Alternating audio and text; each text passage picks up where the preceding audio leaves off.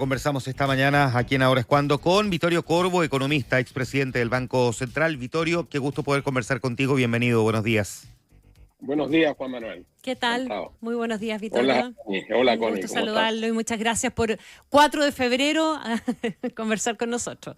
Vittorio, tenemos Gracias. hartos temas en la agenda. Por de pronto, ¿verdad? El resultado del IMASEC de ayer y esta jornada un poquitito de agridulce que, como decíamos, y dice el diario La Tercera, tuvo el ministro Marcel ayer, a propósito de las noticias sobre el mayor déficit en el año 2024 y el incumplimiento de la meta estructural, que van a obligar, y el compromiso de Mario Marcel quedó explicitado ayer, ¿verdad?, a revisar adicionalmente el presupuesto para este año para poder cumplir y hacer coincidir todo con los cálculos que se detallaron en la discusión presupuestaria, en el fondo, ¿verdad?, y que es un déficit del 1,1% del Producto Interno Bruto. ¿Qué es lo que no podemos dejar de hacer para no fallar en esa dimensión y que el ministro Marcel en definitiva pueda cumplir con lo que se comprometió ayer de evitar a toda costa un aumento de la deuda pública en relación al producto y también hacer todo lo que haya que hacer para cumplir con las metas fiscales del año?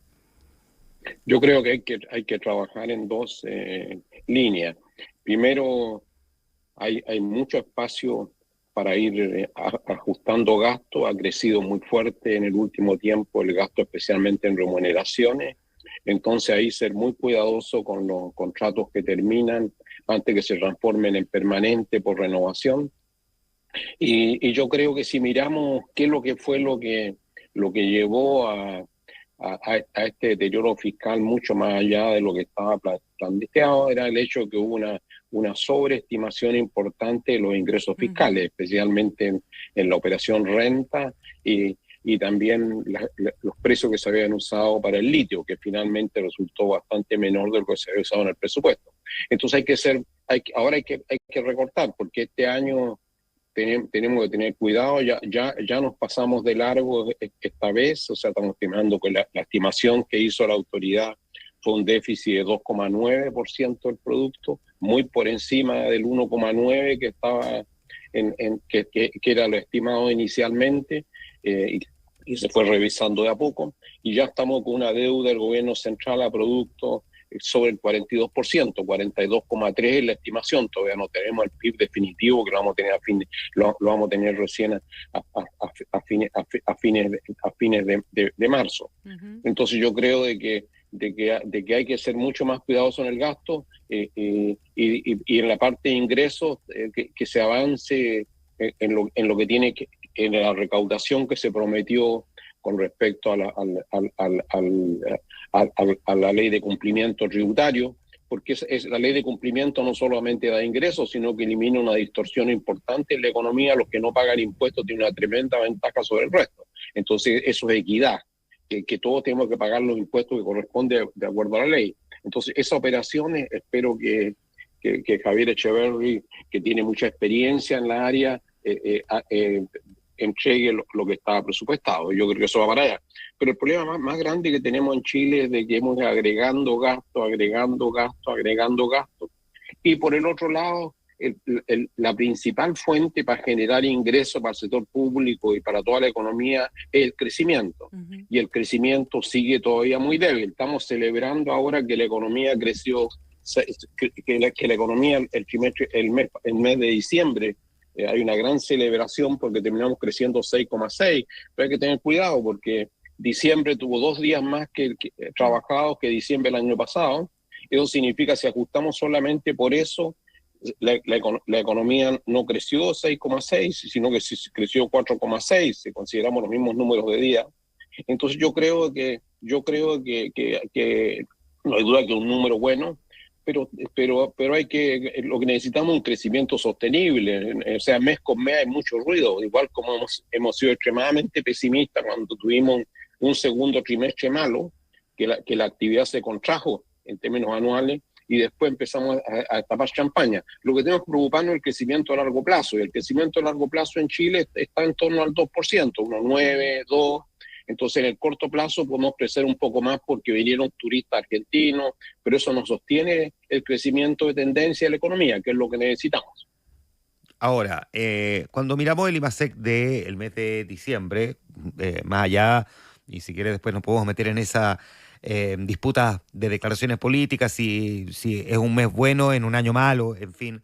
Es un IMASEC que llamó la atención por su cifra, que sorprendió llegando a 6,6%. Y aquí han aparecido varios elementos que la justifican. Primero, ¿cómo hay que entender ese IMASEC?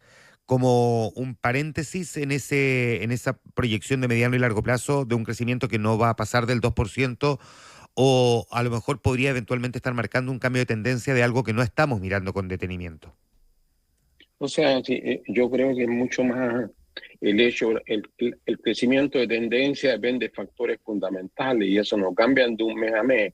Factores fundamentales que tienen que ver con la inversión, porque el producto sale de inversión, sale de la calidad de la fuerza de trabajo, la cual se ha deteriorado. Entonces hay estudios no solamente que se han hecho acá en Chile, los que hacen las instituciones internacionales, los que hacen académicos fuera de Chile, todo con metodologías que están probadas para muchos países, muestran que el crecimiento de tendencia de Chile no es más allá del 2% con suerte. ¿Por qué? Porque hemos invertido muy poco en los últimos años, Ajá. por el hecho de que se ha deteriorado el capital humano, tuvimos cerradas las escuelas para el capital humano del futuro y tampoco se avanza mucho desde el punto de vista de permitir, hemos ido reduciendo las horas trabajadas, entonces lo que sale del trabajo también se ha ido reduciendo, entonces eso no es más de 2%, 1,9%, entonces hay que tener harto cuidado de saltar, porque a veces saltamos de la euforia al pesimismo. O sea, yo creo que la tendencia es 2, van a haber algunos meses mejores, otros meses peores, pero lo importante para los ingresos fiscales y para el bienestar de la población tiene que ver con el crecimiento de tendencia. Los ruidos se van eliminando, pero no hay duda que diciembre sorprendió a muchos y también como otros meses han sorprendido a muchos al revés. ¿Vittorio? Entonces la tendencia, Chile crece al 2%, eso es. Pero en este balance de lo pesimista versus lo optimista, o más bien buscando un poquitito el equilibrio, hace no mucho en una columna, un par de meses atrás habrá sido, ¿verdad? Una columna, usted mismo criticaba el que no se superara el nivel más alto de actividad del año 2021. Y finalmente, con el cuarto trimestre del 2024, quedamos un 2% por encima de ese nivel. Sin desequilibrio y presiones inflacionarias de ese momento, etcétera, etcétera. ¿Hay algo que se pueda rescatar de la gestión económica, entonces, pensando justamente en esos números?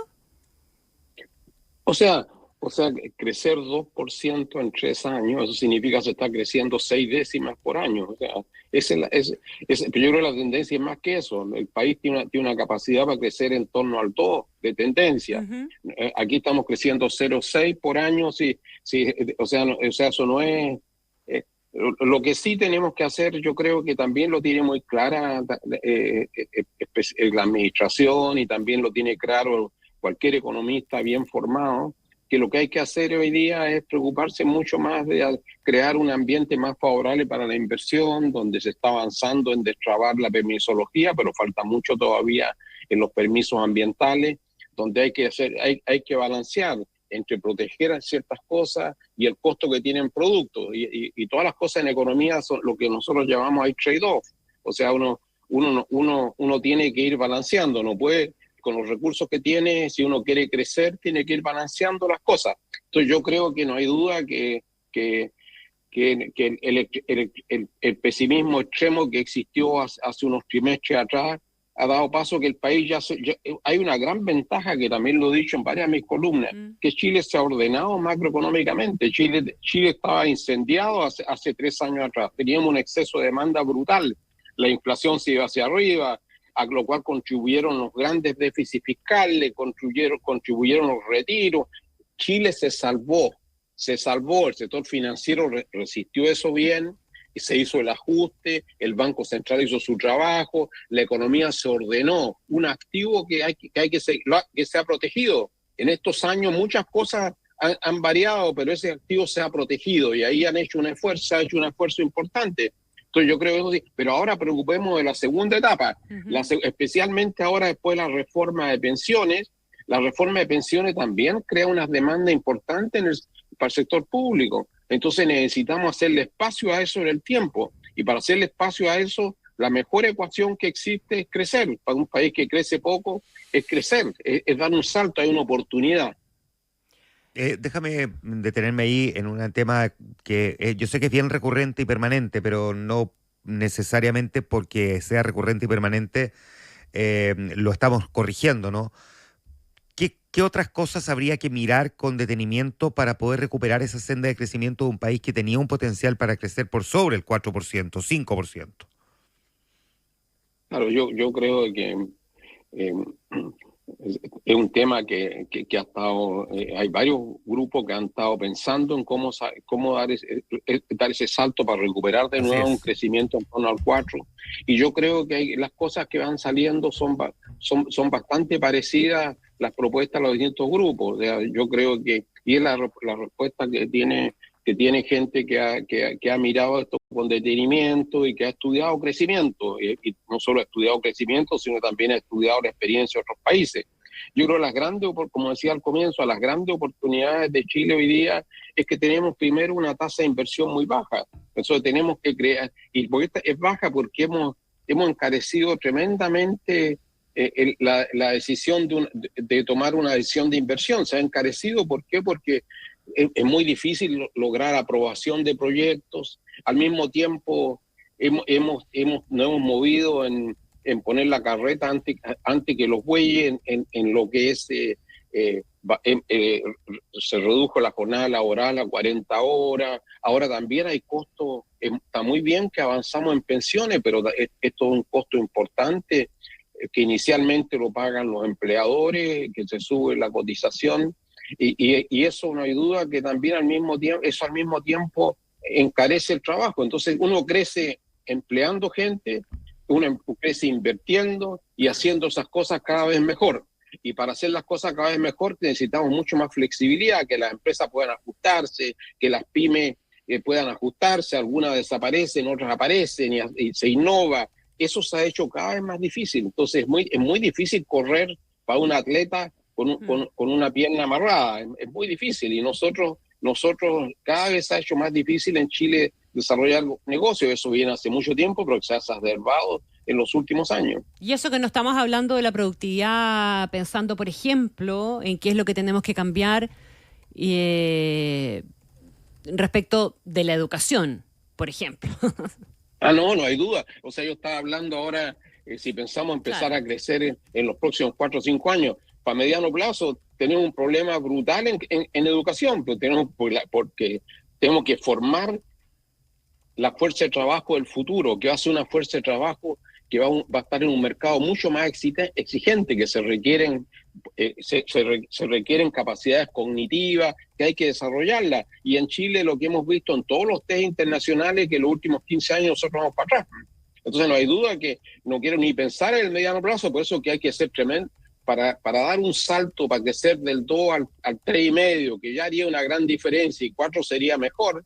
Primero, lo que tenemos que hacer en el corto plazo, yo les decía, es crear un ambiente mejor para inversión, la permisología, no se puede hacer un proyecto. Y en el mediano plazo no hay duda, o sea, el punto económico es fundamental. En el mediano plazo hay que preocuparse de la educación, y no solo la educación, y la capacitación de la fuerza laboral, porque los requerimientos han ido cambiando con los avances en digitalización. La actualización permanente.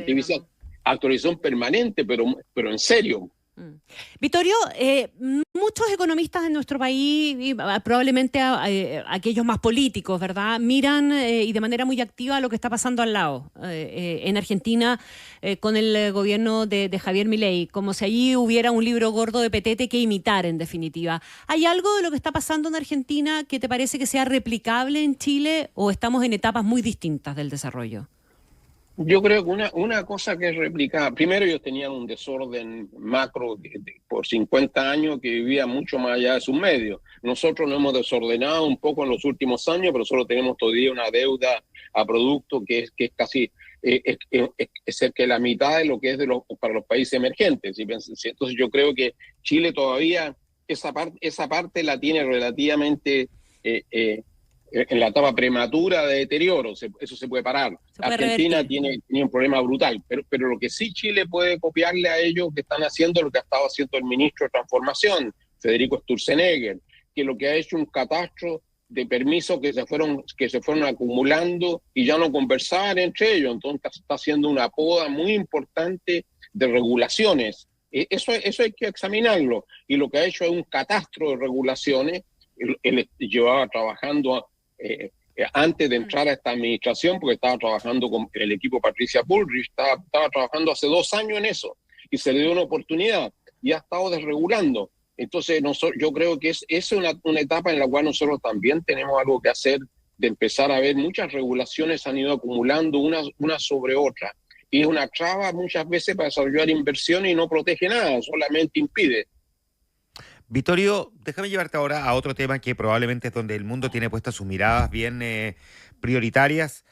A partir de los anuncios que hizo primero el candidato Trump y que parece empieza ahora a concretar el presidente de Estados Unidos, que tiene directa relación con estos aranceles, de aumento de aranceles para varios países. Ya hemos visto lo que ocurrió con Canadá y México, lo comentamos hace un rato largamente aquí en el programa, pero también está China y después me gustaría meterme respecto de lo que pueda ocurrir con algunos metales como por ejemplo el cobre. Ya voy a ir a eso en un momento más, pero en términos generales, ¿cuánto puede afectar a la economía mundial si es que se concretan esos anuncios hechos por el presidente? ¿Y cuánto puede golpear también a la propia economía norteamericana? Este es un gran golpe, porque no hay duda que todo el esfuerzo que se había hecho en los últimos 50 años para ir creando una economía basada en reglas, el fortalecimiento de la Organización Mundial de Comercio, el mundo sacó un tremendo dividendo de esa institucionalidad que se construyó. El presidente Trump la está borrando, y ese es un gran costo para el mundo. O sea, yo creo que esta idea de que, o sea, que hay ideas muy locas, aquí hay ideas muy locas. O sea, va a crear en vez de tener el Servicio de Impuestos Internos en Estados Unidos se llama Internal Revenue System, el impuesto interno se llama, el interno se rechaza, se exagera casi en nombrarlo interno, porque también recauda impuesto interno en Chile, también recauda impuesto a las importaciones, que lo hace a través de aduanas.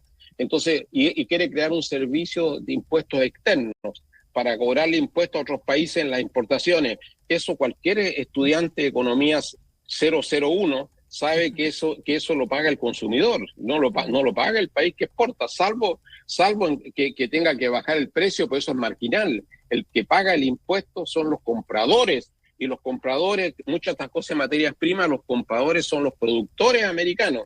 Eso claro que va a tener costos importantes en Estados Unidos, se van a encarecer los productos, sin ninguna duda. Esto llega en momento en el cual la inflación todavía no regresa a la meta. Esto va a requerir que las tasas se van a mantener altas por más tiempo. No hay duda que el costo de la economía americana va a ser muy grande. Aparte, mal uso de recursos, porque importaba cosas que eran más baratas traerlas de afuera, y exportaba cosas que tenía más especialidad haciéndola a Estados Unidos. Entonces y el otro problema que dice él ahora, le estoy poniendo estos tres porque tengo un déficit comercial muy grande con ellos. Pero si el problema del déficit de Estados Unidos es porque gasta más que su ingreso, por eso claro, tiene déficit. Es un problema de macroeconomía 1, se lo enseñaba a mis estudiantes, yo y se enseña en cualquier escuela de economía en el mundo. Ahora, perdona, entonces, Donald Trump está haciendo un esfuerzo por tratar de reducir o de optimizar la utilización de esos recursos, y entre otras cosas ahí está el rol que él le asignó a Elon Musk.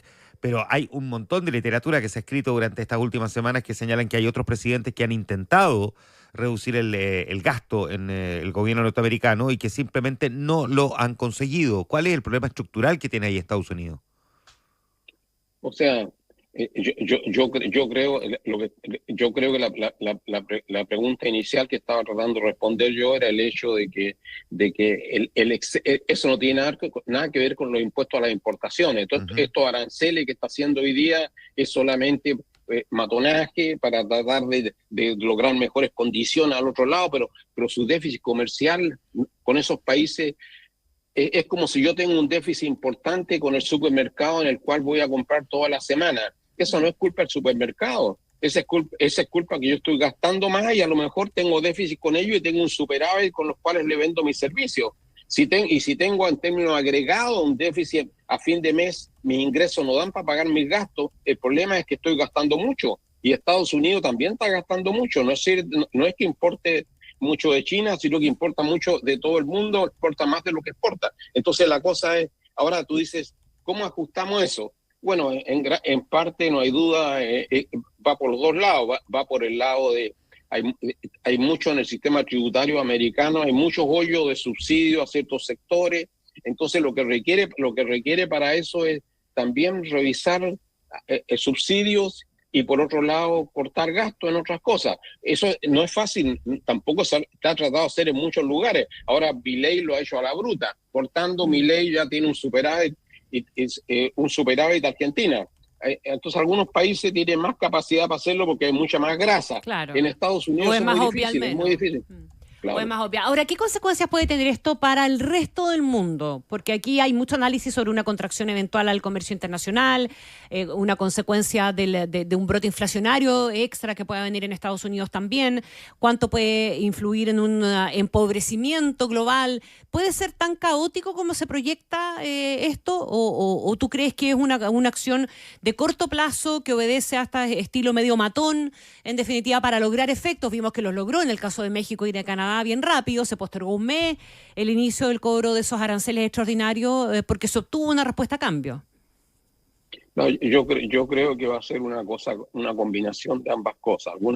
Yo creo que muchas cosas son bravadas iniciales para tratar de lograr algún otro objetivo y algunas cosas están él mismo ha creado la idea de que Dios dice, yo soy el hombre de los aranceles. La palabra más bonita de todas es aranceles, pensando en cerrar la economía. Nosotros también lo hicimos en la década del 50 y pagamos los costos por 50 años. Entonces yo creo que hay una mezcla de ambas cosas, pero estoy contigo que el extremismo no se va porque cuando aparezcan los costos va a empezar a regular, como lo hizo en su administración anterior. Hoy día anunció 10% de aranceles a China, hoy día en la mañana. Entonces yo creo que eso es una cosa que hay que vivir, que tenemos él ganó la elección muy bien, con una gran mayoría. Entonces hoy día es un dato que nos dio y eso nos enredó las cosas afuera, lo cual nos obliga a nosotros a ser más prudentes y a hacer, en caso chileno, sacarnos las piedrecillas internas. Aterricemos los efectos posibles de esta amenaza, entre comillas, a Chile. Bueno, yo creo que un efecto puede ser el hecho de que él ya anunció de que está estudiando impuestos, también aumentar los aranceles al cobre para desarrollar más la producción interna de cobre.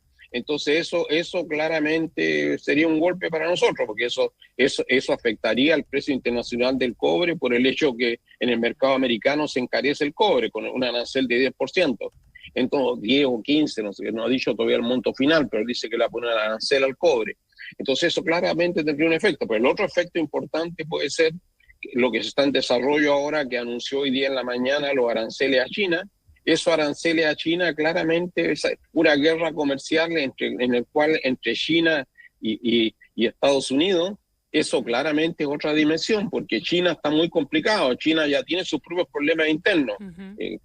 También lo tenemos nosotros, pero sería un golpe importante a China el hecho de restringirle su acceso al mercado de Estados Unidos. China, el único sector dinámico que tiene hoy día son las exportaciones. O sea, la inversión está en el suelo, el consumo sigue muy golpeado, los consumidores, porque lo han pasado muy mal los últimos años, en el sentido, en la pandemia los tuvieron encerrados y no le dieron ni un apoyo, no tuvieron ningún ingreso de emergencia. El valor de su principal activo, que es su propiedad, ha caído de precio, más de 20% en los últimos 3 años. Y su tercer activo, que es la educación de los hijos, en la cual invirtieron mucho, están desempleados. Entonces los chinos lo están pasando muy mal. Este sería otro golpe encima. Ya, algo más que... Nos queda pendiente como 3/4 partes del mundo todavía que nos gustaría analizar contigo, Vittorio, pero ya estamos sobre la hora. Te queremos agradecer, como siempre, muchas gracias, la claridad y nitidez para explicar los temas. Gracias, Vittorio. Muchas gracias, Juan Manuel. Muchas gracias. Un abrazo. Que esté muy bien. Muchas gracias, Vittorio. Un abrazo.